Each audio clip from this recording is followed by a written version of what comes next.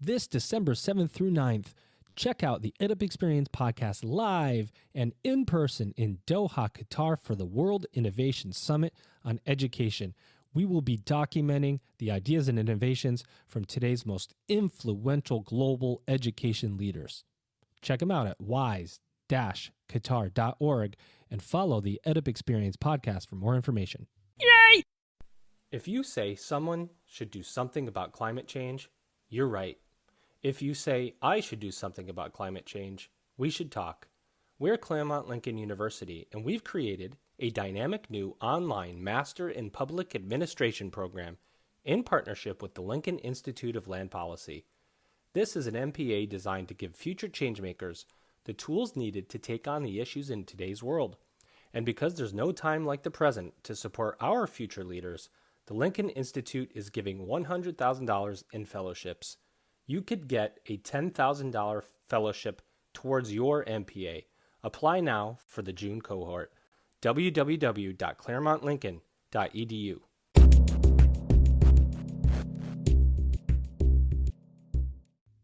Welcome back, everybody. This is the EdUp Experience, where we make education your business. Dr. Joe Salustio here with you again.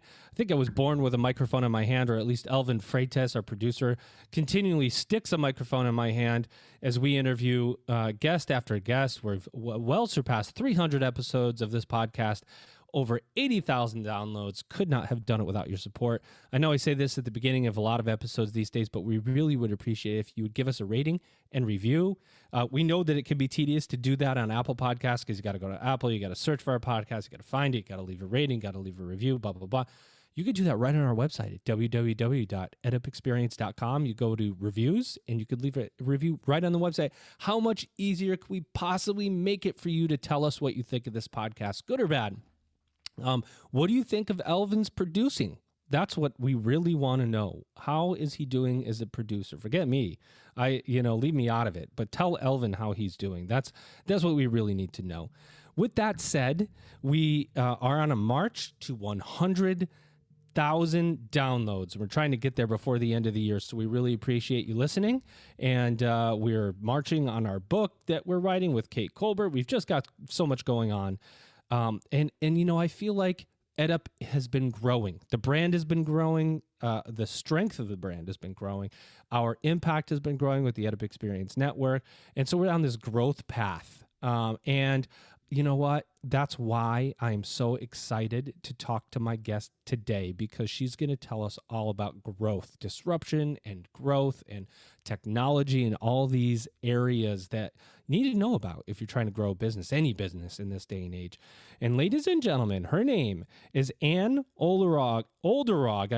I tried that 50 times and still got it wrong. She's senior partner at Vivaldi Group. Anne, how are you? Hi, Joe. Great to be here. Thanks for having me. Oh, so Anne Olderog, right? That's well done. I can see right. You have great learning skills. Oh, I just have to practice, and I have to get it wrong when I'm recording. That I can do it 100 times when the record button is not being pressed, but as soon as I press the record button, I could completely forget everything that I had learned. You got to tell me how to fix that. And from Vivaldi Group, first question to you. First of all, how are you? And second of all, what's going on at Vivaldi Group? I am great, Joe. Thank you so much. It's a great time actually to be alive and to be thinking about what's going on in education. This is obviously quite a special year for everyone, as everybody's kind of going back, but not quite completely, and going back to the normal. And I think quickly discovering that the new normal has become the new abnormal. So at Vivaldi, a lot is going on. So we say that our sweet spot is really working in industries undergoing disruption, and clearly higher education is one. And we really help clients understand what the future brings, if you will, and position for it in terms of growth strategy, in terms of brand positioning, and in terms of marketing as well.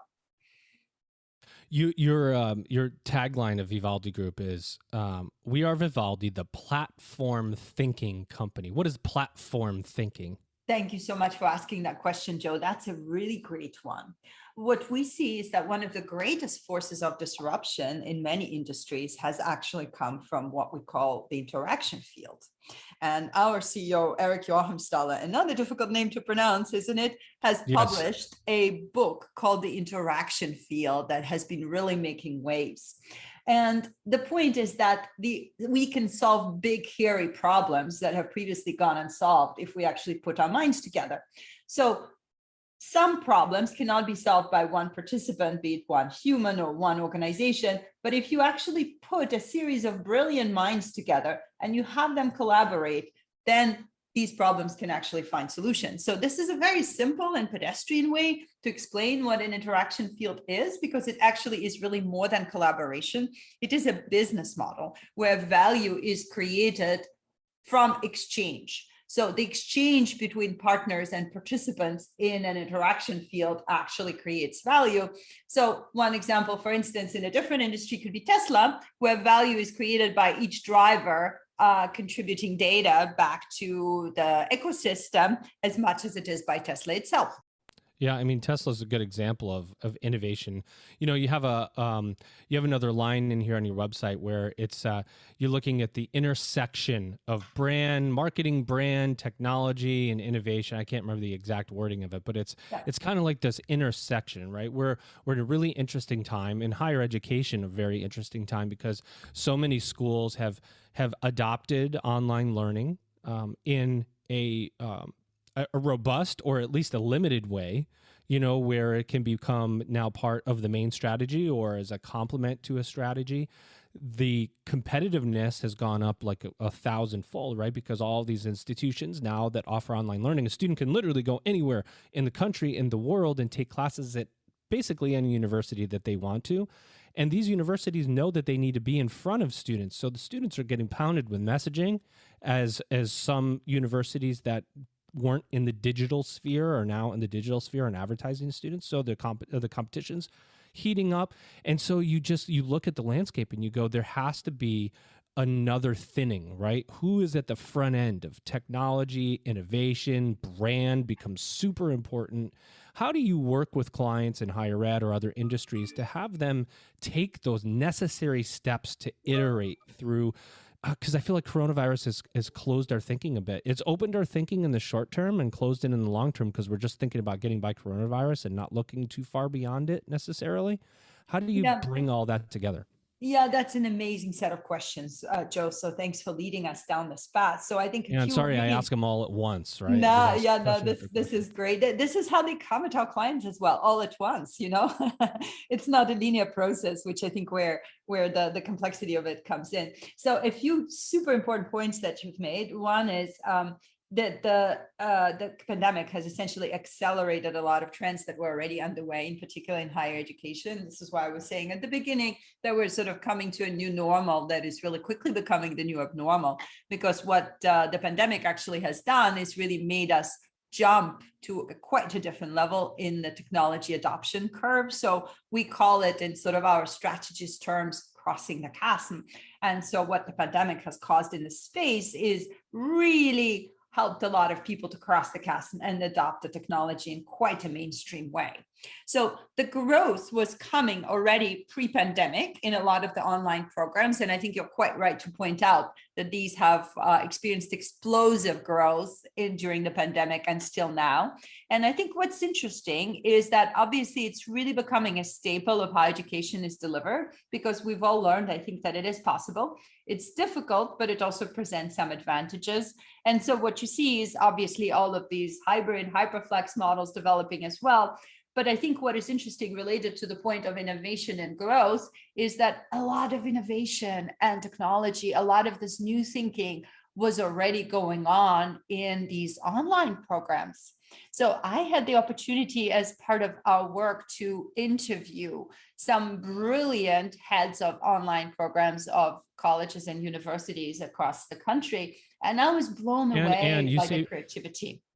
You didn't interview me, so how brilliant could these people I know, right, Joe? That should come up, I hope, next time, right? Yeah, I'm sorry. It's my audience, my special audience that responds to me whenever I want them to. We should make sure we do it next time.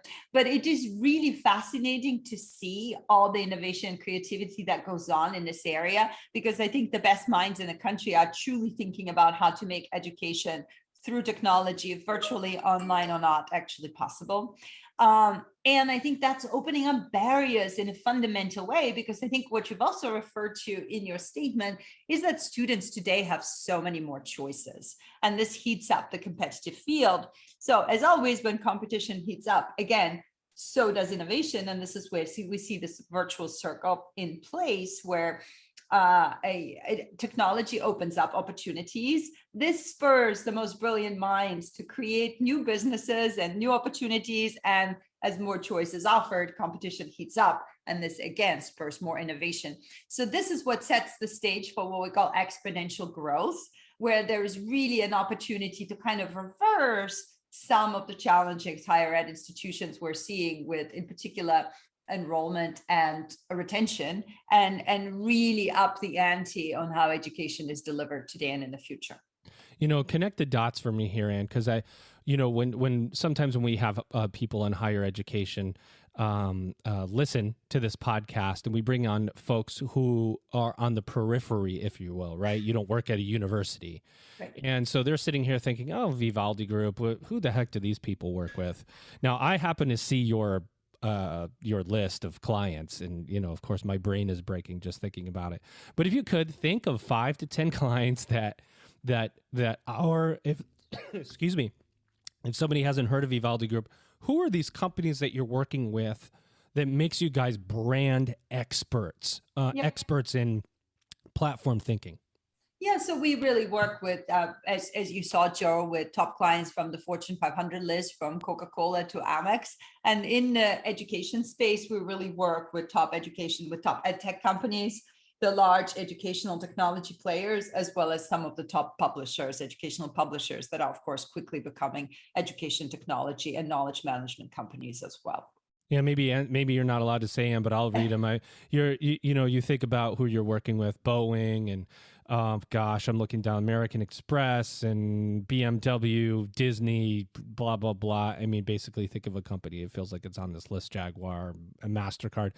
What should we learn in higher education? And the reason I ask that, Anne, and higher education has not, if someone said to you, Anne, think of the industries and the top 5 industries that move the fastest, I don't think anybody would put higher education on that list, even today, right? You just wouldn't. I mean, it's not even in consideration for an industry that's considered to be the most innovative. What do we need to learn from these companies that you're working with, these forward-thinking technology companies, these others, Pfizer on this list? I mean, you think about these companies you guys are working with at the front end of technology and the world of work. What do we need to take away in higher education? What are those things that stick out that you just go, you know what, if higher ed did this, it would just be so much better? Oh, that's a great question, Joe. So I have 3 lessons from all of our client work, if I distill it down. Lesson number 1 is, be careful, innovation can come out of left field and it can catch up with you. So disruption really can happen in any industry. It certainly is happening in education. We see it every day. And so just the fact that your institution is stable and well known doesn't necessarily protect you from disruption. So when you see this, if you look, of course, at the Fortune 500 list, just even 10 years ago versus today, or you look at the top market caps, those are very, very different players. There's literally only very few of them that actually stay put. And I think that's really a lesson for us. Let me interrupt you, Anne, real fast. And that is an important point. And I can't remember who it was, but somebody wrote that, 10 or 15 years ago, if you looked at the Fortune 500 companies on the list, many of them would have had physical product or physical space. Right. And now today you look at the Fortune 500 companies, and many at the top are technology companies. They have no physical product. They're offering some level of service. And so there's been a big change in the nature of physical product, physical work to the cloud and intangible, so to speak. That's such a brilliant point, Joe. I should make sure to interview you for our next client project, because you are completely right. What we see is business innovation moving from what we call an asset heavy to an asset light model, where you actually don't need to have heavy assets in order to innovate. Much rather, actually, you are advantaged by not having assets, because really the key asset of today is the network that you bring together. And this is really leading me again to interaction field models, or platform thinking, as you call it, because it's the idea is that in order to innovate, to create change in the market, or even just to move your growth strategy and business model, what you need is to think of yourself as a network manager. I still remember, I'm old enough to remember that in the 90s and 2000s, we used to tell all our clients to become publishers, because that was the explosion of online content. Of course, a lot of our clients today are educational publishers. And today, we really know content is plentiful. What really makes content valuable is when it's shared. A friend of mine is a journalist at the New York Times. And of course, we know that an article is only as valuable as to how many times it gets shared. And so really where we see business models moving is towards this role. Rather than asset manager, one becomes a manager of networks, an aggregator of people, with the idea that exchanges between those people and those organizations is really what creates value, rather than mining, amortizing, and managing the very heavy duty assets that we're characterizing what we call the old school pipeline model, if you will. Gosh, that's so brilliant what you just said. It is so brilliant that the value is defined by shareability, not necessarily by plentifulness or its worth in the field. You think about education being a good example of that. Higher ed, you can invest so much time and effort and create a works that are scholarly reviewed and go into some journal that nobody hears about, and the perceived value of that will be small versus somebody that wrote an op-ed about online learning in an online publication that gets shared 10,000 times. People view that as more valuable. It's really, that is just so true. And it's shareability defines value. And it's so interesting, Joe, because, it really is about the conversation. So in a way, this is not a new idea, right? Because all of us who are in education know that Socratic dialogue has been around, well, obviously since Plato. And I think today it's all in the conversation. So the value is not in content, not in providing content, but very much in the conversation about this content, which again leads me to interaction fields, and interaction as a core element of the value chain in education. Because really what this means is that people learn better if they're in a dialogue. We know from students and from our research with students that students actually remember something better. They memorize something better if they have a conversation with peers or really anybody about this topic. And we also know from cognitive science that the ability to converse about the concept is sort of the higher level of understanding. The only thing that comes after that is the ability to apply and the ability to teach. But really, teaching in a conversational way really ensures memorization, retention, understanding to much deeper levels, and makes learners much more apt to apply what they're learning. And so increasingly, you can sort of think of the education space and the higher ed space as one giant conversation, if you will, on the topics that are of importance to humanity. Yeah, we get lots of one giant complicated conversation in higher education, because there are so many complications and confusion around higher ed still for students. But we're going to get into that in a bit. But I want to find out just a little bit about Anne. And Anne, this is the part of the episode where I like to keep a guest on their feet. You ready for the question? Yes, go ahead, fire away, Joe. Here we go. And this is for $1 billion trillion. No, it's really not. And there's no right or wrong answer here. But we do want to know, Anne, if you were walking into a room, I don't know if you guys are all virtual or at Vivaldi, or if you're in an office, but if you're going into an office every day and every single time you walked into a room, what song would be playing to introduce you? Your entrance music, Anne.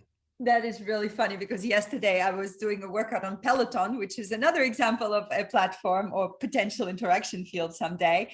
And actually I was listening to Sunday Morning, which is the idea of really renewing conversations and really looking at new interesting things every single time. That's what I enjoy about my job. Gosh, I love that. Can you imagine if Peloton started offering like learning modules that came up next to the bike class, and you had like these little learning things that you could do along with it? Or I mean, there is a lot of innovation that's going to come out of the stuff that we do, health and learning, and all of these things are beginning to intersect. And you are one to talk about this intersection because you started a Microschool. Yes, Talk to us about that. What is it? First of all, what is a Microschool for those that don't know? yeah. And secondly, why did you start it? Yeah, a microschool is really a tiny community of learners, really rooted in the thinking of John Holt many decades ago, that learning, in order to be conversational, actually happens best in small groups where you can build community and nurture young minds, because it really empowers learners to take charge of their education process. And this is, I think, what we see in the industry at large is just this huge move towards learner agency. So we talk in consumer goods about the empowered consumer. We talk in healthcare about the empowered patient who comes to the doctor with their self-diagnosis or WebMD article printed out. And I think we're all seeing in higher ed the empowered learner who come prepared with their questions, who challenge authority, who want to fit learning to what works for them, and who ultimately want to cherry pick and learn in a way that supports their own, perhaps non-linear, perhaps very curvy career paths that they set for themselves.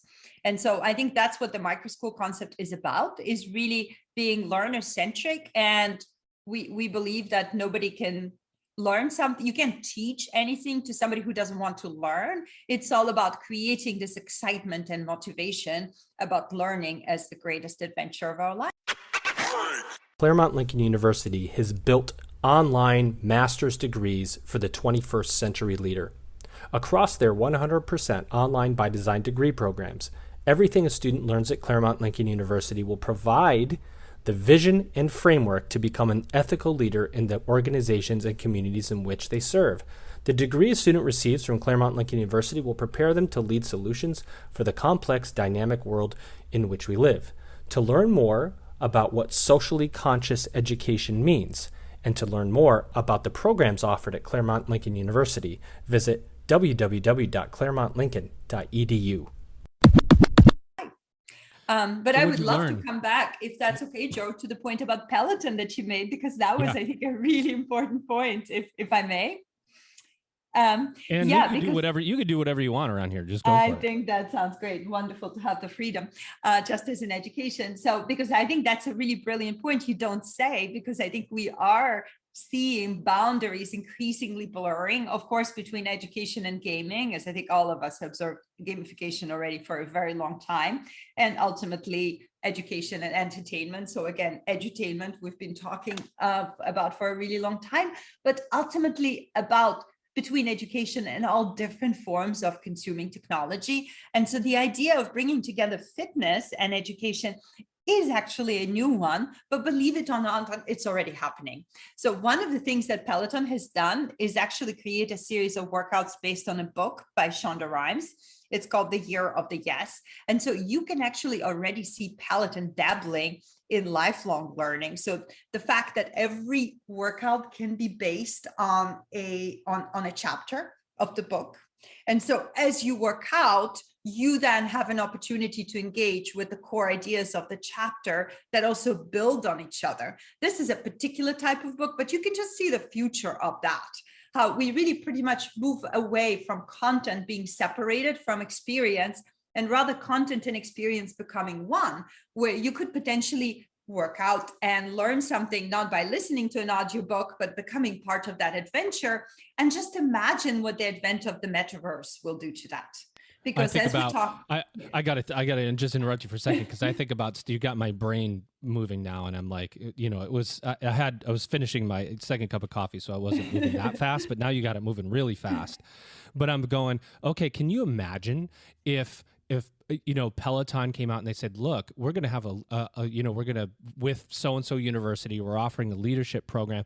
Part of the leadership is running your own Peloton course. You run a course, you're going to be teaching it. You're going to be writing about your experiences. You're going to go and then take that course that you taught, or a series of courses that you taught, and you're going to talk about leadership. You're going to write about what you learned and whether people listened and how you motivate and you create a program around your involvement in your own health. It's actually brilliant, right? Because then you could think about health being a part of earning credit. And I mean, this is what life is, or even talk about lifelong learning, how your life is continually enhanced through that learning. And just stop it. Turn this off right now, because we're going to be here forever. Joe, you're just getting me going as well, because I think this is so fascinating, because there are so many interesting things that you've just spelled out. And I think, honestly, a lot of them are already underway or happening, because what you've just So my ideas aren't original is what you're telling me. Right? They are very brilliant original, and somebody should act on them. So let's figure out who this will be. But I think the idea of learners really kind of taking charge again of their educational process and becoming almost teachers, at least their own teachers, and potentially also guides for others, right? This idea that the kind of highest level of learning would be for people to formulate their own course. I really, of course, love that. And I think the beginnings, the nuggets of that are already there, because we already learn very much from real life experts. I think, the example on leadership that you had is a really good one, because in my time at Wharton, I, had some brilliant professors of leadership. Professor Usaim, here's my opportunity to tip my hat off to you. But increasingly, people learn about leadership from places like Masterclass, or the new business of the founder of Masterclass, that is Outlier, that is really also disrupting higher education and offering some of the core classes at a lower price, done by some brilliant professors and practitioners. So I think it's really interesting. So the interaction field opportunity is the opportunity to bring together the best of experts, either academic experts or real life experts, and ultimately encourage learners to become experts themselves. So this is where disruption is happening, because what we see in an interaction field model is the formation of those centers of expertise that may or may not be centered around institutions. So of course, institutions will always play a role, because, brilliant Stanford professors or MIT professors will always have their following, as we see with, of course, the famous Yale professor who does a course on happiness that garnered 8 million viewers on Coursera, as we all know, and she sort of created her own following beyond her institution. But a lot of these centers of expertise may come from out of left field, from outside of institutions. And this is where I think it becomes a really interesting conversation between academics and real life experts and learners themselves. And this is where we see the blurring of boundaries, where it becomes a really interesting conversation between the different parts of culture. Oh my gosh, yes. I love all of that. All of what you said, right? It's the future, and our industry in higher education is embracing that future. There are some really forward-thinking leaders. There's accessibility is becoming a real thing now, instead of something that's just talked about. Trying to get education out to as many students as possible in an affordable way as possible. And we know that doesn't always exist, especially in some institutions that will always just do what they do. But there are those that are bringing accessibility to more people. And one of the areas that I think is important for you and I to talk about is what does it look like? If I am thinking, all right, you got me interested, Vivaldi. I've looked at your client list; it's incredible right now. What does it look like if I work with Vivaldi? How do you guys come in and help me with all this stuff? Yeah, that's a really great question. Well, we are sort of a group of, lateral thinkers, collaborators, rocket scientists, strategists, designers, book authors, and we work with our clients in very collaborative ways. So we apply just the best of actually academic thinking, because we have very deep roots in academia. We have relationships with some of the top business school professors across the country, and our CEO, Eric, has been a professor for a very long time. And what we do is we engage in sprints with our clients where we use design thinking, a lot of other models to really come up with solutions together to some of these tough, hairy problems that we are spotting together. And ultimately, you know, it comes down to the ability to see things that others don't and gain clarity in a market where a lot of people see things in a fuzzy way. I think this is ultimately the art of it. And of course, as you can imagine, it's complemented by the science of data analysis, analytics, and quantitative research that we employ very heavily.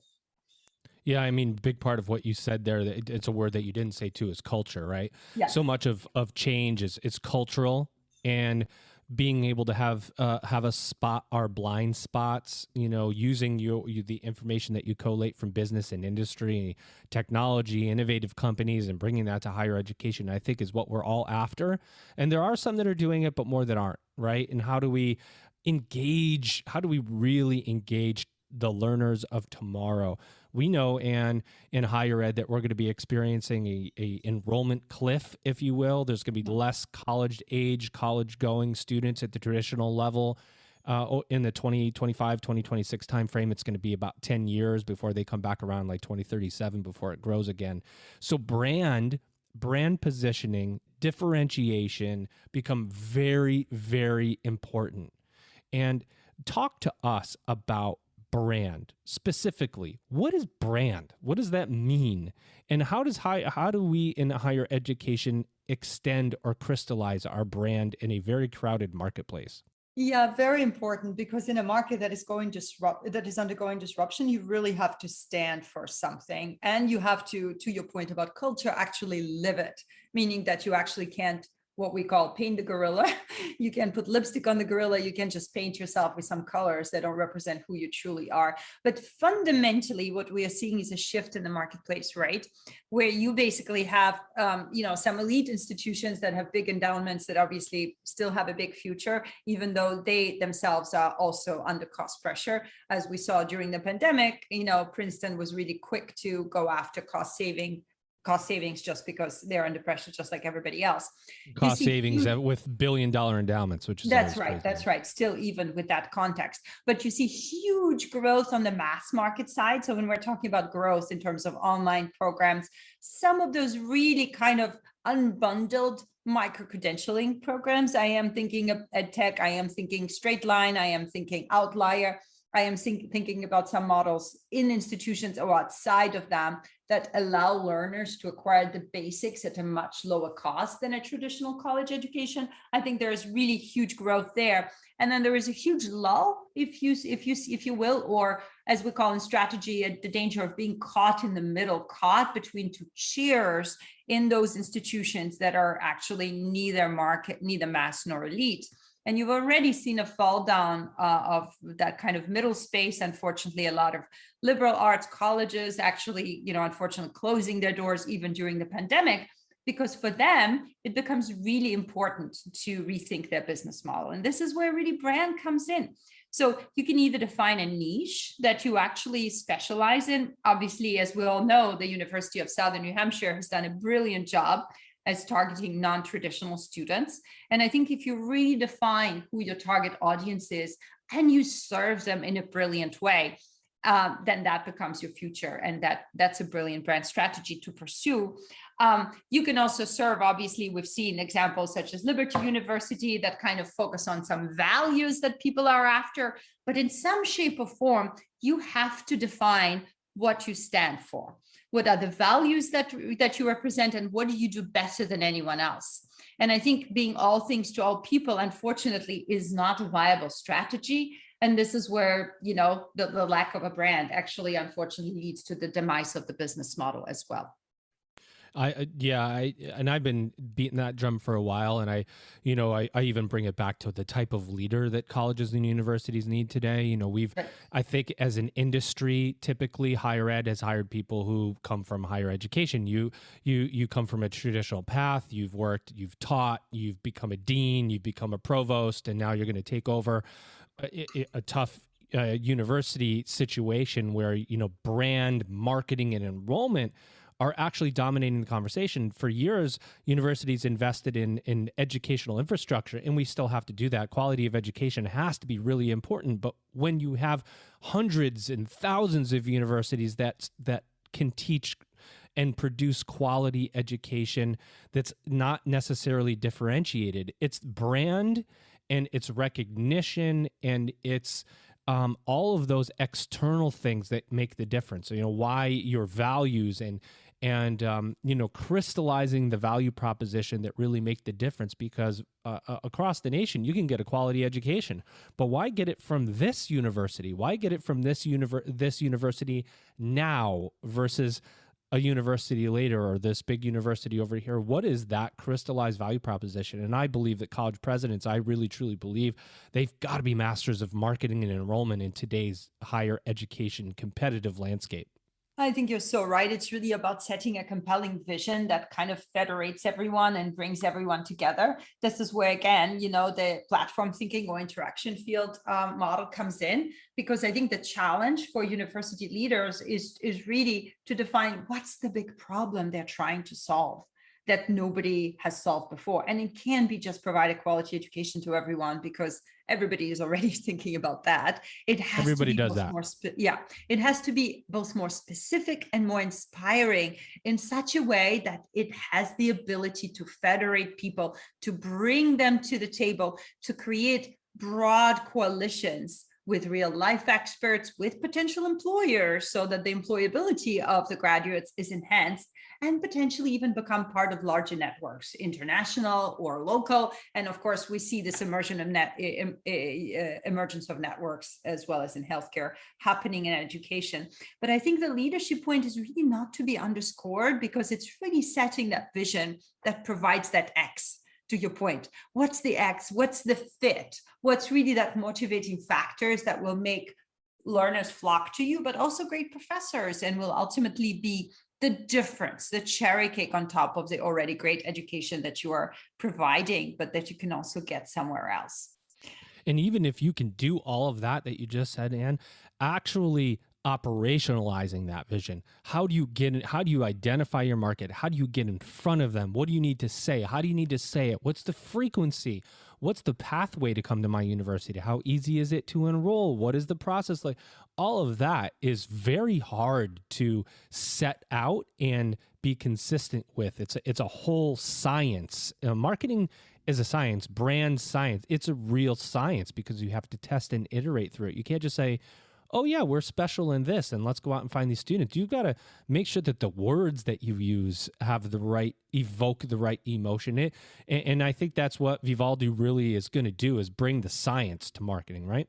And I think that's kind of our mantra. That's our special sauce, if you will. Our founder, Eric, when he started at Harvard, he always kind of built on Lee Iacocca's statement, that half of my advertising budget is wasted and I don't know which one. And so Eric set out with the ambition to really understand which part of your marketing budget is wasted versus not.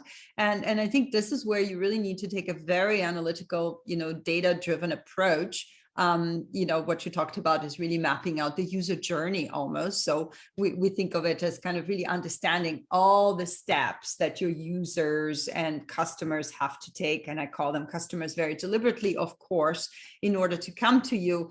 And to your point, as competition is heating up, a lot of these online programs are becoming essentially marketing machines, and they're becoming brands that really are looking to attract customers in a highly competitive world. And you truly have to stand out by your brand, your vision, and also the customer experience that you deliver as well. And of course, each of those gives you the opportunity to innovate. Because when we think about innovation, we really always spell out different innovation levers. You can innovate on the business model level. I think there is a lot of really interesting thinking going on in industry on that topic. How can you make your fees or your business model more related to outcomes? How can you relate it better to career outcomes, to graduation rates, or potentially even to employment outcomes? You can also innovate on customer experience. You can innovate on that path, that user journey that your learners and also your instructors take when they are, they're part of this branded world. And you can certainly innovate on what we say product, which is of course the offering that you are creating. One example that comes to mind is that perhaps you've discussed with other guests is the Minerva project, right? Which is a very innovative institution, right? And they've sort of broken down the traditional silos of subjects, and instead of it, they teach computational thinking, critical thinking, quantitative arguments, things of that nature that are almost meta skills that, as we all know, our learners are truly going to need for their 21st century careers. I'm hitting my amazing button here. This is the. I think that of the 300 plus episodes that we've done, this is a top 5 episode for me in terms of value to higher education. And what you've done today to set the stage for how to think and design thinking and the importance of marketing for anyone in higher education, there's so much value in what Anne brought to the table today. And I just give you so many props, as it were, for creating that value. I could talk to you literally forever, because this is like my wheelhouse too, because I believe everything that you said, I believe wholeheartedly is truth, right? It is the absolute truth for what you're facing in higher education today. And it is that excitement and passion that you bring to the table that is really that we need as leaders in higher education to differentiate our institutions, to let them survive for those that are in trouble, but also grow, growth is hard. It is not easy to grow things. It's hard, especially when competition is very high. So you have to think differently, Anne, and I love what you brought to the table today. Thank you so much, Joe. It was really my pleasure to talk to you. All right, well, I've got 2 final questions for you. We ask every single guest. Number 1, what did we miss about Vivaldi today that you were hoping to talk about, or anything that you were hoping to talk about that I failed to ask you that you want to bring up? Of course, drop the website for Vivaldi in that. And number 2, and we talked a lot about this, but crystallize it for us. What does the future of higher education look like? Oh, 2 really amazing questions. Then the 2 are actually really quite related, because perhaps what we didn't talk about in terms of Vivaldi is really how we see the future of education. So one topic that hasn't come up too much is the metaverse. And I think that's really opening everyone's minds to the possibilities out there, because as we talk about the blurring of industries between, education and play, education and fitness, education and lifelong learning and professional development, the one thing we haven't touched upon is how the metaverse that everybody in EdTech is already thinking about is how that's potentially going to test these boundaries, right? Because then we truly have the ability to achieve what is a little bit the holy grail today, which is kind of how do we create an engagement from everyone in the system, from learners in particular, that equals or supersedes social media, because that's who we're competing against right now in higher ed, right? And so the question is, how can we make learning as exciting or more exciting than what's out there and what's competing with our attention? And I think the metaverse is going to really provide opportunities to integrate what learners are interested in already, such as, for instance, those huge media franchises or game environments with education, and really enable them to live out their lives in such a way that they continue learning every step of the way. And I think that's really a big opportunity for education, because what we're talking about is sort of a hypertext environment, if you will, where you can double click on every experience you're having in life and have the ability to learn about that. And what an interesting opportunity for lifelong learning, which is what we are, what essentially, obviously, we're thinking about, and that's one of the ways in which education is changing. So that's perhaps a short answer to your first question of what have we missed is the metaverse. Let me pause here before I go to the second question. Well, I'm speechless. That was me. That's when I go, okay, great. Somebody said something amazing. And what you said, mind blowing. This is my, it went over everybody's head. So I'm going to bring it back. There it is. It's going over your head. How do we make learning more exciting than your screen time that you spend on social media? You want to talk about the future of higher education? I think in one sentence, that is so it, right? Because it's the social media that demands our attention and grabs our attention. How do we swing the pendulum back to learning and make it as exciting as social media? And that's like the money statement right there. I love it. In a way, Joe, it's about reversing the statement of today, which is how do we steal learners away from screens and onto learning? What I'm very much hoping for is that we collectively can create this hugely exciting experience in the metaverse that truly makes learning the most exciting adventure of our lifetime, and that we in the next generation, can't steal our kids away from learning, because learning is so exciting. This is literally all they want to do. And every experience, every excursion, even everyday experiences truly become an opportunity for them to learn from early childhood. And of course, not just through higher ed, but truly through their lifetime. Wow. Well, I love what you've said. I really do. And you're not allowed to never come back here. I would love to have you come back every 6 months. And because I think what you're doing, and I don't know what your schedule looks like, but I'd certainly love to have you back, because I think what the impact that you just dropped in this episode is so huge. And the perspective that you're bringing from these Fortune 500 companies, and the eloquence with which how you deliver the concepts around marketing, branding, and design thinking are really critical for us, and refreshing to hear. I'm motivated to go make a bunch of changes. I'm going to just go change all my technology today to make it better. But it was really incredible of you, and I really appreciate you coming on the EdUp Experience today. Joe, I've enjoyed every minute of it. Thank you so much. Ladies and gentlemen, your guest today has been Anne Olderog, senior partner at Vivaldi Group. I got it right. I even enunciated it properly. And it's been an absolute pleasure. Ladies and gentlemen, you've just EdUp'd. Claremont Lincoln University has built online master's degrees for the 21st century leader. Across their 100% online by design degree programs, everything a student learns at Claremont Lincoln University will provide the vision and framework to become an ethical leader in the organizations and communities in which they serve. The degree a student receives from Claremont Lincoln University will prepare them to lead solutions for the complex, dynamic world in which we live.